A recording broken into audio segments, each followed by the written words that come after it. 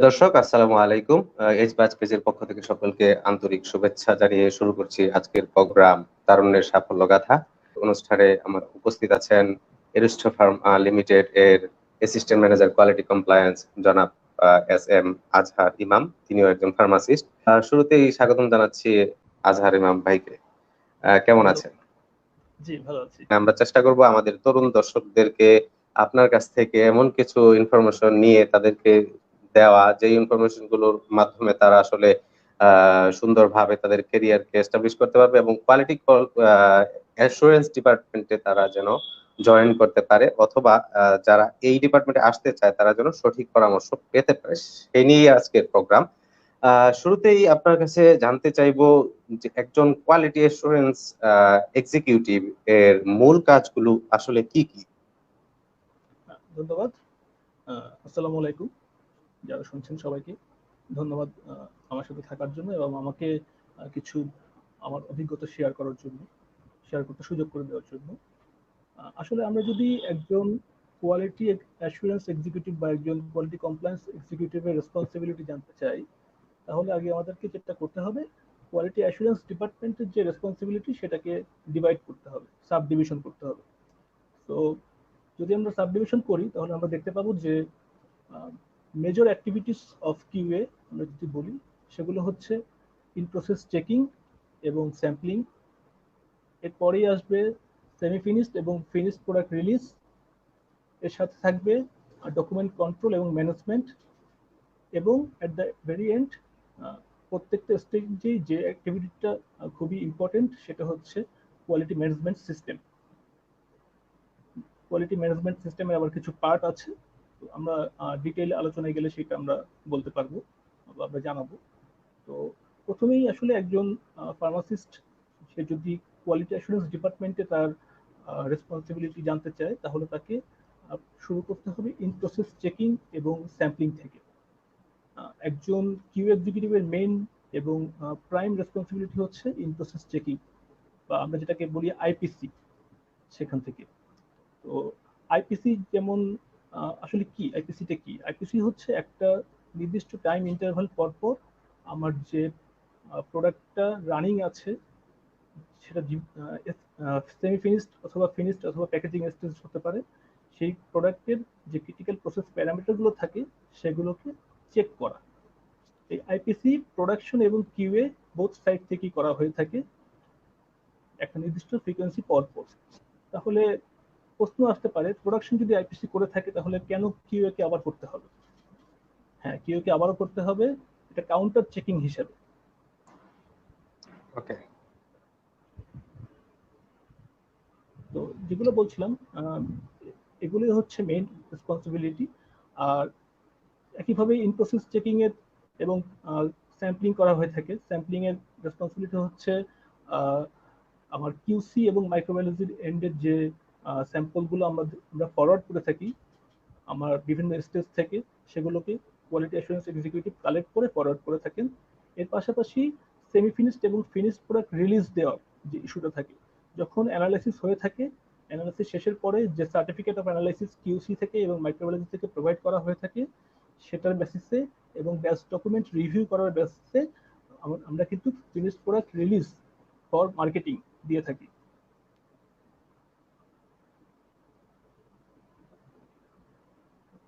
প্রতিদিনকার আসলে একজন কিউএ ম্যানেজার বা কিউএ এক্সিকিউটিভ আসলে কি কি চ্যালেঞ্জ ফেস করে থাকে আসলে প্রতিদিনকার কাজে?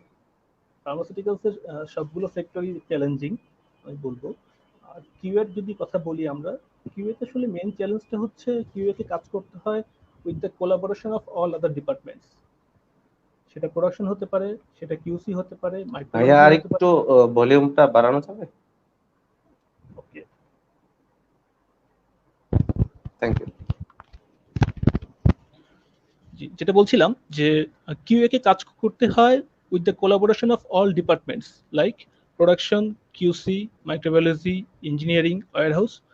ওভারঅল ফার্মাসিউটিক্যালস যতগুলো ডিপার্টমেন্ট থাকে সবার সাথেই কোলাবোরেশন রেখে কিউকে কাজ করতে হয়। এটাই হচ্ছে মেইন চ্যালেঞ্জিং বিষয়, যে এখানে আসলে আপনাকে আপনার ইন্টারপার্সোনাল স্কিলটা ডেভেলপ করতে হবে অ্যাজ এ কিউএ পার্সন। আপনাকে আপনার পয়েন্ট অফ ভিউটাকে এস্টাবলিশ করার জন্য with respect to other departments আপনাকে আপনার পয়েন্ট অফ ভিউটা স্টেবল করতে হবে। সো আপনাকে ইন্টারপার্সোনাল স্কিলটা ডেভেলপ করতে হবে। এটা হচ্ছে একটা চ্যালেঞ্জ। আরও চ্যালেঞ্জ হচ্ছে যে বর্তমানে আমরা জানি যে আমাদের মোরলেস অলমোস্ট সব ম্যাক্সিমাম ফার্মাসিউটিক্যালসই রেগুলেটরি মার্কেটে যাচ্ছে। সো আমাদেরকে রেগুলার বেসিসে আমাদের সেলফ ইন্সপেকশন এবং হচ্ছে রেগুলেটরি অডিট ফেস করতে হয়। এটা একটা চ্যালেঞ্জিং বিষয়। এবং কিউএকে কন্টেম্পোরারিয়াস ডকুমেন্টেশন যেটা বলা হয়ে থাকে, গুড ডকুমেন্টেশন প্র্যাকটিস এবং গুড ম্যানুফ্যাকচারিং প্র্যাকটিসটা মেনটেন করার জন্য কন্টেম্পোরারিয়াস মানে অন টাইম ডকুমেন্ট ফলো এবং ডকুমেন্ট মেনটেন করার একটা বিষয় থাকে। সেটা হচ্ছে একটা চ্যালেঞ্জিং বিষয় কিউএর জন্য। ওকে, অসংখ্য ধন্যবাদ। আমরা অনেক কিছু জানতে পারলাম। পরবর্তী কোশ্চেনে আমরা যেতে চাই। যেহেতু তরুণ ফার্মাসিস্টরা আজকের প্রোগ্রাম দেখছেন, তাদের উদ্দেশ্যে আমরা একটা পরামর্শমূলক কোশ্চেন করতে চাই, আপনার কাছ থেকে জানতে চাই যে কোয়ালিটি অ্যাসুরেন্স ডিপার্টমেন্টে আসলে চাকরির জন্য প্রিপারেশনটা কিভাবে নিতে পারে একজন ফার্মাসিস্ট, এবং কোন কোন বিষয়ের উপরে পড়াশোনা করতে পারে? নির্দিষ্ট কোনো টপিক এর উপরে তাদের তাদের পড়াশোনা নিশ্চয়ই করতে হয়, সেই বিষয়ের উপরে আপনি যদি একটু আলোকপাত করেন, আর কিভাবে পড়াশোনা এবং কিভাবে আসলে প্ল্যানিং করে তারা আগালে আসলে কোয়ালিটি অ্যাসুরেন্স ডিপার্টমেন্টে তাদের কাঙ্ক্ষিত লক্ষ্যে পৌঁছাতে পারে, জবটি তারা পেতে পারে। জি, ধন্যবাদ। খুব ভালো একটি কোশ্চেন করেছেন। যারা নতুন ফার্মাসিস্ট আছেন বা যারা ফার্মাসিউটিক্যাল সেক্টরে আসতে চাচ্ছেন তাদের জন্য খুবই ইম্পর্টেন্ট একটা প্রশ্ন আমি বলবো। প্রথমেই আমি আসলে বলবো যে বিষয়টা খুব সিম্পল, যে আপনার যে কারিকুলাম যে সিলেবাস সেটা কি ফলো করেন। কারিকুলাম সিলেবাসে যে রেফারেন্স বুকস বা রেফারেন্স গাইডেন্সগুলো আছে সেগুলোই ফলো করেন। বিশেষ করে ফার্মাসিউটিক্যাল টেকনোলজি যে সাবজেক্টটা আছে সেটাতে একটু জোর দিতে হবে। কিভাবে আমরা বিভিন্ন টাইপস অফ ফর্মুলেশনস ডেভেলপ করছি, মানে like tablet, capsule, solution, suspension, suppository, infusion, emulsion, এই জিনিসগুলো বেসিক ডিফারেন্সটা জানতে হবে। এবং এই জিনিসগুলো তো আসলে ক্রিটিক্যাল স্টেজ বা ক্রিটিক্যাল প্রসেস প্যারামিটার্সগুলো কি কি সেগুলো একটু ধারণা নিতে হবে। এগুলো কিন্তু আমাদের যে আমি বলবো আমাদের কারিকুলামেই আছে। আমরা হয়তো তখন যখন পড়ি তখন হয়তো বুঝে উঠতে পারি না যে আসলে কেন পড়ছি, কিন্তু আসলে পরবর্তী জীবনে আপনি যখন কর্মক্ষেত্রে আসবেন তখন দেখবেন যে এই জিনিসগুলো আপনার কারিকুলামে ছিল। তো আমরা যদি এগুলোকে একটু কেয়ারফুলি আমাদের স্টাডিটা করতে পারি তাহলে খুবই উপকারী হয়। আর আরেকটা বিষয় হচ্ছে যে আমরা যখন ইনপ্ল্যান্ট ট্রেনিং এ যাই তখন আমরা জানি যে ইনপ্ল্যান্ট ট্রেনিং এ একদিন বা 2 দিন কিউ এর জন্য ডেডিকেটেড থাকে। তো এই 1 বা 2 দিন আমরা চেষ্টা করব ইন প্রসেসে বেশি সময় দেওয়ার জন্য, ইন প্রসেস রিলেটেড নলেজ গুলো গেদার করার জন্য। যারা রেসপন্সিবল ফার্মাসিস্ট থাকেন ইন প্রসেসে তাদের সাথে ডিসকাস করে তাদের অ্যাক্টিভিটি গুলো ফলো করে আমরা চেষ্টা করব এই জিনিসগুলো জানতে। তাহলে যেটা হবে আমাদের একটা বেসিক ধারণা তৈরি হবে আমাদের কিউ এর ডিপার্টমেন্টের অ্যাক্টিভিটি নিয়ে। ওকে, থ্যাংক ইউ। ভাইয়া, একজন দর্শক শাহরিয়ার পারভেজ রাফি তিনি প্রশ্নটি করেছেন যে সিজিপিএ আসলে কোনো ফ্যাক্টর কিনা, বা প্রাইভেট বা ইউনিভার্সিটি, গভর্নমেন্ট ইউনিভার্সিটি বা পাবলিক ইউনিভার্সিটি এখানে কোনো ফ্যাক্টর হিসেবে থাকে কিনা, এই বিষয়টি নিয়ে যদি একটু শেয়ার করতেন। আসলে দেখেন বর্তমানে বাংলাদেশে আমরা সবাই জানি মোরাললেস অ্যারাউন্ড 250 ফার্মাসিউটিক্যালস কোম্পানি আছে। তো হ্যাঁ, টপ 10 বা টপ 20 ফার্মাসিউটিক্যালসে অনেক ক্ষেত্রেই জয়েনিং এর জন্য বা রিক্রুটমেন্টের জন্য এটা একটা ফ্যাক্টর। অনেক ক্ষেত্রেই ফ্যাক্টর, আমি বলবো না যে একদমই ফ্যাক্টর না, কিন্তু তারপরেও আপনার যদি আমি বলবো ফার্স্ট ক্লাস বা মোর দেন 3 সিজিপিএ যদি আপনি ক্যারি করতে পারেন সেটা খুবই যথেষ্ট আমি বলবো ফার্মাসিউটিক্যালসে জয়েন করার জন্য। আর আরেকটা বিষয় হচ্ছে যে হ্যাঁ, পড়াশোনার পাশাপাশি বিশেষ করে কিউএ ডিপার্টমেন্টের জন্য আমি বলবো রিপোর্ট রাইটিং স্কিল এটা খুব ইম্পর্টেন্ট জিনিস। এই জন্য আপনাকে ইংলিশ গ্রামাটিক্যাল সেন্সটা একটু ডেভেলপড বা চর্চায় থাকা ভালো। কারণ কিউএ ডিপার্টমেন্টে আপনাকে রেগুলার বেসিসে বিভিন্ন ইনভেস্টিগেশন রিপোর্ট, বিভিন্ন আদার্স রিপোর্ট আপনাকে প্রিপেয়ার করতে হবে, রিভিউ করতে হবে। সেজন্য গ্রামাটিক্যাল স্কিল এবং আপনার রাইটিং স্কিলটা, ভোকাবুলারি স্কিলটা ডেভেলপড থাকলে সুবিধা হয়।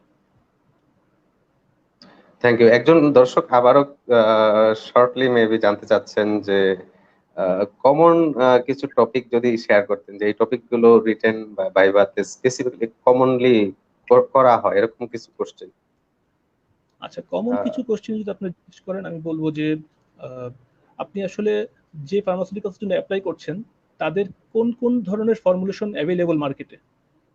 তারা কি শুধু ট্যাবলেট ক্যাপসুল প্রডিউস করে, নাকি তারা ইনফিউশন ইনজেক্টেবল প্রডিউস করে, নাকি cream ointment suspension suppository produce করে, সেটা আপনাকে একটু জানতে হবে।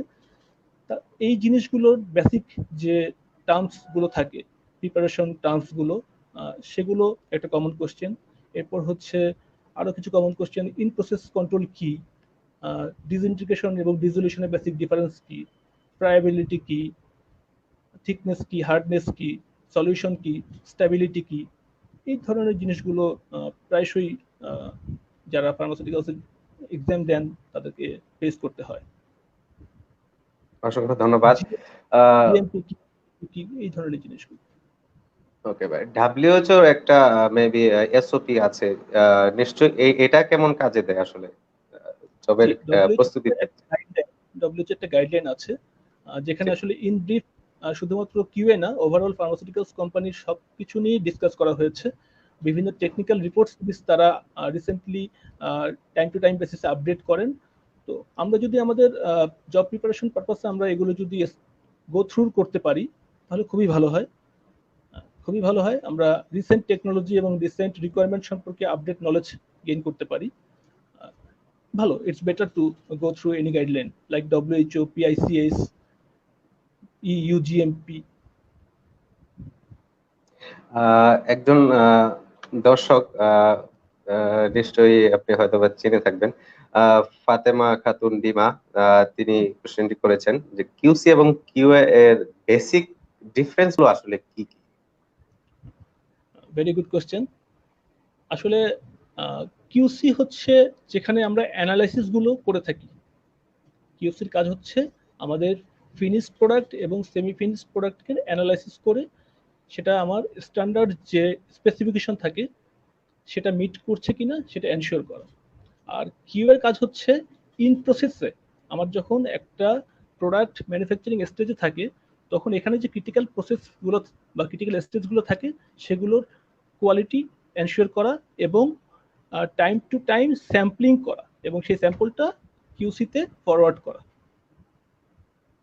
এবং okay, after getting QC satisfactory result, কিউসির কাছ থেকে স্যাটিসফ্যাক্টরি রেজাল্ট পাওয়ার পরে ফিনিশ প্রোডাক্টের ব্যাচ রিলিজ দেবো। অসংখ্য ধন্যবাদ। এখন কেরিয়ার নিয়ে একটু কথা বলতে চাই। আহ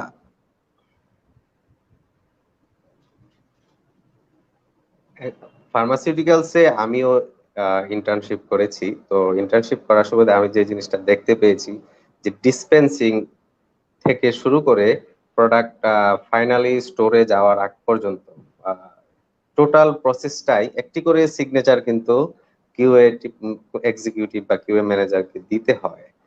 তো সেক্ষেত্রে জবটা আমার জন্য একটা ড্রিম জব ছিল এক সময়। তো কিউএ এক্সিকিউটিভ হিসেবে যেহেতু কেরিয়ার, এই কেরিয়ারটা আসলে কতটুকু সম্ভাবনাময় বা কতটুকু উজ্জ্বল বাংলাদেশের পার্সপেক্টিভে? জি, ধন্যবাদ। আসলে আপনি জেনে থাকবেন, আমি নিজে যখন ইন্টার্নশিপ করেছি তখন আমি নিজেও দেখেছি যে এই কাজগুলো ইন প্রসেস চেক এবং স্যাম্পলিং কিউসি থেকে রেসপন্সিবল পার্সন এসে প্রোডাকশন ফ্লোর থেকে করে নিয়ে যাচ্ছে। তো সেটা 2011-12 সালের ঘটনা। এমন অনেক ফার্মাসিউটিক্যালস তখন ছিল, কিন্তু আসলে এখন কনসেপ্ট চেঞ্জ হয়ে গিয়েছে। এখন ওকে, কোয়ালিটি অ্যাসুরেন্স বা কোয়ালিটি কমপ্লায়েন্স হচ্ছে inbuilt and heart and core of A pharmaceuticals. এখন এটা ইন প্রসেসের সাথে রিলেটেড বা একদম ক্লোজলি রিলেটেড। আর এই কারণে আমি বলবো যে প্রত্যেকটা কোম্পানিতে এখন কিন্তু কিউএ ডিপার্টমেন্টকে আলাদাভাবে একটা স্পেস দেওয়া হচ্ছে, বিশেষ করে ডকুমেন্ট কন্ট্রোল ম্যানেজমেন্ট এবং কিউএমএস কোয়ালিটি ম্যানেজমেন্ট সিস্টেমের হ্যান্ডেল করার জন্য। তো এবং আপনি জেনে থাকবেন যে আমাদের দেশে অ্যাবাউট 250 ফার্মাসিউটিক্যালস কোম্পানির পাশাপাশি আমরা কিন্তু বেশ কিছু কোম্পানি মাল্টি ন্যাশনাল কোম্পানিতে রূপান্তরিত হচ্ছে, যেগুলো এতদিন আমাদের লোকাল কোম্পানি ছিল। অনেকেই বাইরে প্লান্ট করছে, কেনিয়াতে, সৌদি আরবে, মালয়েশিয়াতে। সো এই প্লান্টগুলোতেও কিন্তু আমাদের কাজের স্কোপ বাড়ছে, আমাদের জন্য ডে বাই ডে কাজের স্কোপ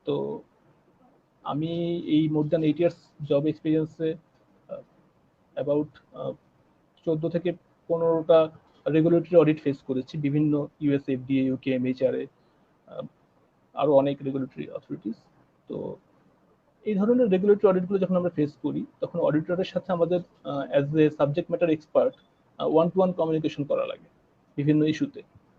তো আমার একটা কথা আমার সবসময় মনে থাকবে, সেটা হলো একবার একজন ইউকে এমএইচআর এর অডিটর, তাদের সাথে আমি একটা টপিকে মোর দ্যান 2 আওয়ার্স আমরা ডিসকাশন করেছিলাম।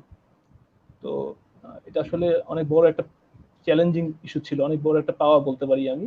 কারণ তারা এত সময় কখনো কাউকে দিবে না, বা তারা এত ইলাবোরেটলি কোনো কিছু ডিসকাস করতে চায় না বা করে না। তো জিনিসটা সে সৌভাগ্যটুকু আমার হয়েছিল। আসলে তাদের সাথে ডিসকাস করলে অনেক কিছু জানা যায়, অনেক কিছু আপডেট নলেজ পাওয়া যায়। 2 ঘন্টা যাব, অনেক সময়। জি। অসংখ্য অসংখ্য ধন্যবাদ। নিশ্চয়ই আপনার কাছে জানতে চাইব যে আমাদের অনুষ্ঠানটি তরুণদের জন্য করছি, যেহেতু আপনি আমাদের সম্মানিত অতিথি, আপনার অনুষ্ঠানটি সম্পর্কে যদি কিছু বলার থাকে। আমি আগেই বলেছি যে আসলে তরুণদের জন্য খুব ভালো একটা প্ল্যাটফর্ম। আপনারা চাকরি ক্ষেত্রে প্রবেশ করার আগেই ফার্মাসিউটিক্যালস ইন্ডাস্ট্রি সম্পর্কে কিছু আইডিয়া পাচ্ছেন এই অনুষ্ঠানের মাধ্যমে। বিভিন্ন ডিপার্টমেন্টের অ্যাক্টিভিটিস বা বিভিন্ন ডিপার্টমেন্টের যে রোলস রেসপন্সিবিলিটি সেগুলো জানতে পারছেন। তো আসলে আমরা যখন ইন্ডাস্ট্রিতে জয়েন করেছি আমাদের জন্য এরকম কোনো প্ল্যাটফর্ম ছিল না, বা আমরা এগুলো পাইনি। তো আপনারা, আমি বলবো, সৌভাগ্যবান। চেষ্টা করুন এখান থেকে যতটুকুই আপনারা ধারণ করতে পারেন বা যতটুকু এখান থেকে নলেজ গেইন করতে পারেন সেটা করুন, এবং স্টাডিটা রুটিন বেসিসে কন্টিনিউ করুন। ইমপ্লান্ট ট্রেনিংটা আমি বলবো ভেরি মাচ সিরিয়াসলি নেন, এবং সেখান থেকে আপনার যে জানা কোয়েরিগুলো আছে সেগুলো সলভ করার চেষ্টা করুন। ধন্যবাদ। অসংখ্য অসংখ্য ধন্যবাদ। দর্শকদেরও ধন্যবাদ আপনাদের মূল্যবান সময়কে ব্যয় করে আমাদের অনুষ্ঠানটি দেখার জন্য। ভাইয়াকে আন্তরিক অভিনন্দন, শুভেচ্ছা জানিয়ে শেষ করছি আজকের প্রোগ্রাম। আসসালামু আলাইকুম। Thank you.